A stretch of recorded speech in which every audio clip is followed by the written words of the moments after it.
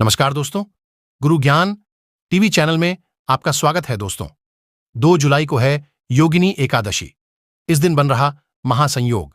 जिसने भी किया इस वीडियो में बताया उपाय वह बनेगा करोड़पति। दोस्तों, वेदांग के पारमी विद्वान ब्राह्मण को सहस्त्र गोदान करने से जो पुण्य होता है उससे 100 गुना पुण्य एकादशी व्रत करने पाप दूर हो जाते हैं और अंत में बैकुंठ लोक की हासिल होती है। कहा जाता है कि इस व्रत को रखने से सफलता और सिद्ध मिलती है। योगिनी एकादशी का व्रत करने से भगवान विष्णु जी के साथ साथ मां लक्ष्मी का भी आशीर्वाद हासिल होता है। परंतु अगर आप किसी कारणवश योगिनी एकादशी का व्रत नहीं भी कर पा रहे हैं तो आप भगवान विष्णु की आज के दिन पूजा पाठ करके व्रत कथा अवश्य सुने और दान अवश्य करें। दोस्तों, आज की इस वीडियो में हम आषाढ़ माह के कृष्ण पक्ष की योगिनी एकादशी के विषय में बात करेंगे। आज हम आपका संशय दूर करेंगे कि आपको योगिनी एकादशी व्रत कब रखना, 1 जुलाई या फिर 2 जुलाई को, परंतु वीडियो को पूरा देखिएगा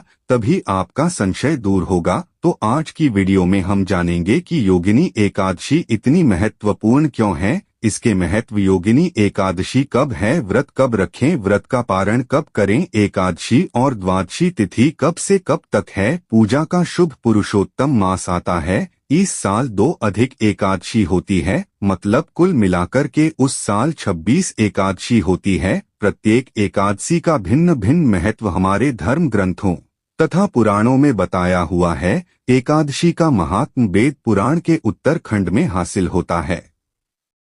आषाढ़ मास की कृष्ण एकादशी को योगिनी अथवा शयनी एकादशी कहते हैं। एक बार की बात है, धर्मराज युधिष्ठिर कहने लगे कि भगवान, मैंने ज्येष्ठ शुक्ल एकादशी के व्रत का महात्म्य सुना, अब कृपया आषाढ़ कृष्ण एकादशी की कथा सुनाइए। इसका नाम क्या है, महाहाथ में क्या है, यह भी बताइए। श्री कृष्ण कहने लगे कि हे राजन, आषाढ़ कृष्ण एकादशी का नाम योगिनी है। इसके व्रत से समस्त पाप नष्ट हो जाते हैं। यह इस लोक में भोग और परलोक में मुक्ति देने वाली है। यह तीनों लोकों में प्रसिद्ध है। मैं तुमसे पुराणों में वर्णन की हुई कथा कहता हूँ, ध्यानपूर्वक सुनो। स्वर्ग धाम की अलकापुरी नामक नगरी में कुबेर नाम का एक राजा रहता था। वह शिव भक्त था और प्रतिदिन शिव की किया हास्य विनोद तथा स्मरण करने लगा। इधर राजा उसकी दोपहर तक राह देखता रहा। अंत में राजा कुबेर ने सेवकों को आज्ञा दी कि तुम लोग जाकर माली के न आने का कारण पता करो, क्योंकि वह अभी तक पुष्प लेकर नहीं आया। सेवकों ने कहा कि महाराज, वह पापी अतिकामी है,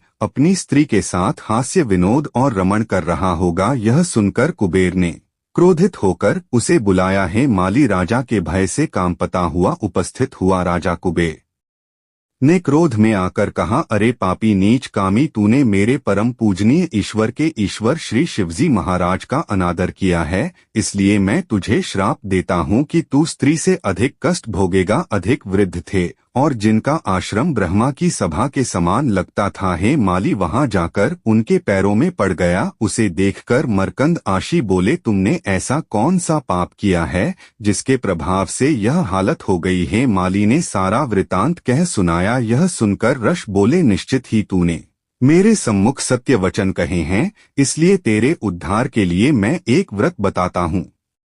अगर तू ज्येष्ठ मास के कृष्णा पक्ष की योगिनी नामक एकादशी का विधि पूर्वक व्रत करेगा तो तेरे सब पाप नष्ट हो जाएंगे। यह सुनकर हे माली ने अत्यंत प्रसन्न होकर मुनि को साष्टांग प्रणाम किया। मुनि ने उसे स्नेह के साथ उठाया है। माली ने मुनि के कथन अनुसार विधि पूर्वक योगिनी एकादशी का व्रत किया। इस व्रत के प्रभाव से अपने पुराने में आकर वह अपनी स्त्री के साथ सुख पूर्वक रहने लगा। दोस्तों, यह थी योगिनी एकादशी का महत्व। अब जान लेते हैं योगिनी एकादशी व्रत के क्या दाना नहीं होना चाहिए। तो दशमी तिथि को भी आप सुबह स्नान ध्यान करके शुद्ध रहेंगे। पूरे दिन आपको इस दिन भी किसी भी तरह का तामसिक भोजन मतलब मांस, मदिरा, लहसुन, प्याज इसका सेवन नहीं करना है। दशमी तिथि को एकादशी वाले दिन आप व्रत का संकल्प दशमी तिथि के शाम के भोजन के बारे में बता रहा हूँ दोस्तों, जिसमें कि आपको दोस्तों चावल बिल्कुल नहीं लेना है। और दशमी तिथि के दिन अगर आप गृहस्थ है तो जब आप आसमान में जैसे तारे उदय हो जाएं उस समय पर आप अपना भोजन ग्रहण कर लीजिए।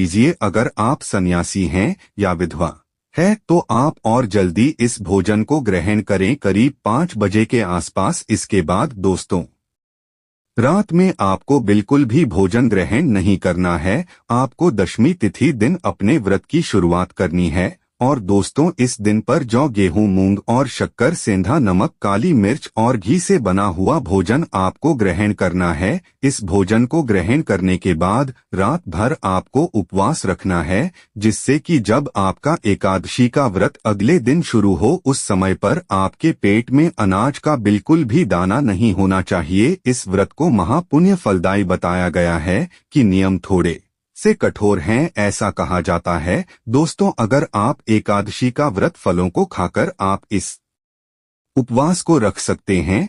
दोस्तों, शाम के समय आप नमकीन फलाहार भी कर सकते हैं अगर आपका शरीर साथ नहीं देता, जिसमें कि आप सिंघाड़े के आटे की पूरी आलू के साथ बना सकते हैं। जो भी सिंपल फलाहार है वह करिएगा। समय का चावल और मूंगफली मत खाइए, यह मैं खाने के लिए मना कर रहा हूं। आलू वगैरह खाकर उपवास को करिए। जब एकादशी का व्रत हो जाए शाम के बाद अगले दिन द्वादशी के दिन जब आप सुबह जागते हैं, उसके बाद नहा होकर भगवान का पूजन करिएगा। और आप इस दिन पर ब्राह्मण भोज करा सकते हैं तो ब्राह्मण भोजन जरूर कराइए। नहीं करा सकते तो आप उनके खाने पीने का जो सामान है, जिसे कि सीधा बोलते हैं, वह ब्राह्मणों को जरूर दीजिए। और मान्यताओं के अनुसार हरिवासन के समय व्रत नहीं खोला जाता है। हमेशा हरिवासन का समय बीतने के बाद और सूर्योदय के बाद ही आप जब व्रत रखें तो सुबह जल्दी उठकर घर की साफ सफाई करके स्नान और इस दिन भगवान विष्णु का पूजन पीले रंग की सामग्रियों से जरूर करें। भगवान को स्नान कराकर पीला चंदन लगाएं,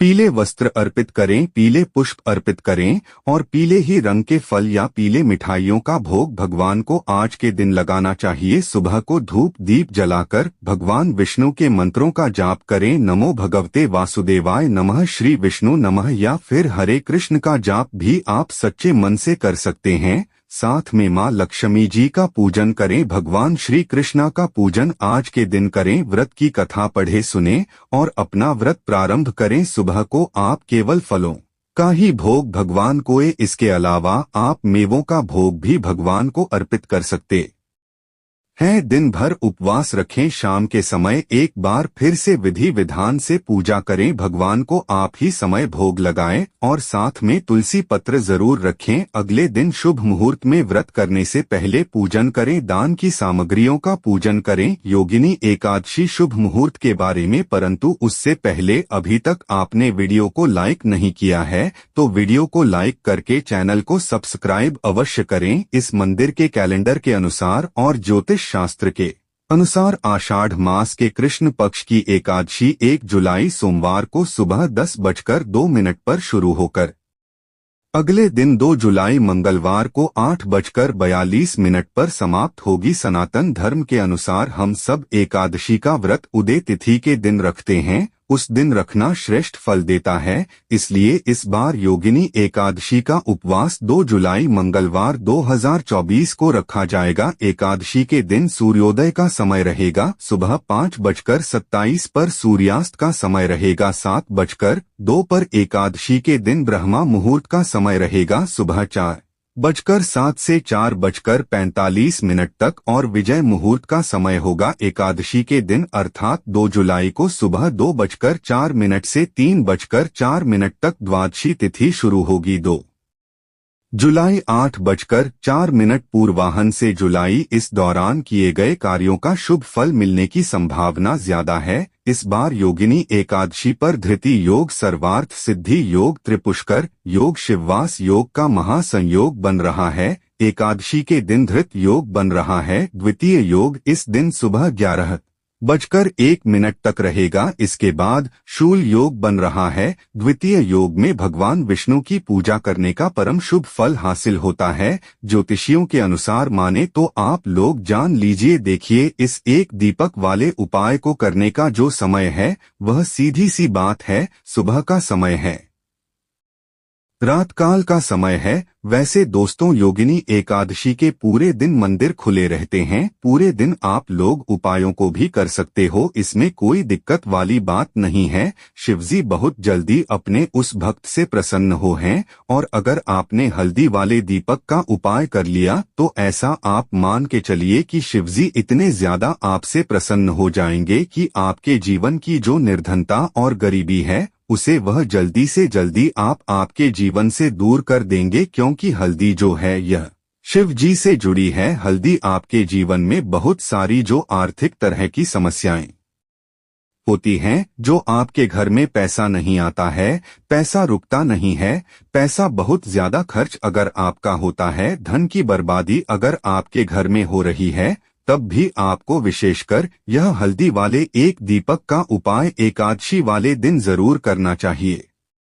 देखिए, इसी के साथ आपको बता दें, इस बार योगिनी एकादशी पर बहुत ही दुर्लभ संयोग का निर्माण हो रहा है। तो देखिए, आपको बता दें कि शिवजी को अगर आप जल्दी से जल्दी प्रसन्न करना चाहते हैं, अपने घर की गरीबी को जल्दी से जल्दी दूर करना चाहते हैं, तब आपको यह पहला उपाय है। एकादशी के दिन तो उपाय को करने के लिए आपको कौन कौन सी चीज लेनी है और किस समय उपाय करना है, तो देखिए, उपाय को करने के लिए आपको यहाँ पर लेना है एक चुटकी काला तिल, ठीक है ना। बहुत ही जरा सा एक चुटकी काला तिल लेना है, और एक ही चुटकी आपको लेनी है पीसी हुई हल्दी। अब आपको क्या करना है, आपने नहाने वाले जल में एक चुटकी हल्दी डालनी है और एक चुटकी काला तिल डालना है, और आप इस जल से स्नान करना है। तो देखिए, जब भी आप अपने जल में हल्दी डालकर, विशेषकर अगर एकादशी के दिन आप अपने जल में हल्दी डालकर स्नान करते हैं, तो इससे होता क्या है, आपके जीवन में आपका जो भाग्य आपका साथ नहीं दे रहा होता है। उपाय को करने के लिए आपको यहाँ पर लेना है एक चुटकी काला तिल, ठीक है ना। बहुत ही जरा सा एक चुटकी काला तिल लेना है, और एक ही चुटकी आपको लेनी है पीसी हुई हल्दी। अब आपको क्या करना है, आपने नहाने वाले जल में एक चुटकी हल्दी डालनी है और एक चुटकी काला तिल डालना है, और आप इस जल से स्नान करना है। तो देखिए, जब भी आप अपने जल में हल्दी डालकर, विशेषकर अगर एकादशी के दिन आप अपने जल में हल्दी डालकर स्नान करते हैं, तो इससे होता क्या है, आपके जीवन में आपका जो भाग्य आपका साथ नहीं दे रहा होता है, आपके पास जो पैसे आने के रास्ते बंद होते जा रहे हैं, जो आपके जीवन में निर्धनता बढ़ रही है, गरीबी बढ़ रही है, जो आप अपने जीवन में बार बार असफल हो रहे हैं ना, इन सारी चीजों से आप देखें कि आप बाहर निकलकर आ जाएंगे। आपके घर में, आपके जीवन में पैसा आना शुरू हो जाता है, पैसा रुकना शुरू हो जाता है, क्योंकि यहाँ पर आपकी कुंडली में गुरु की स्थिति बहुत मजबूत हो जाती है, जिसके बाद आप जिस काम को करते हैं उसमें आपको लाभ ही लाभ मिलता है। तो यह उपाय है।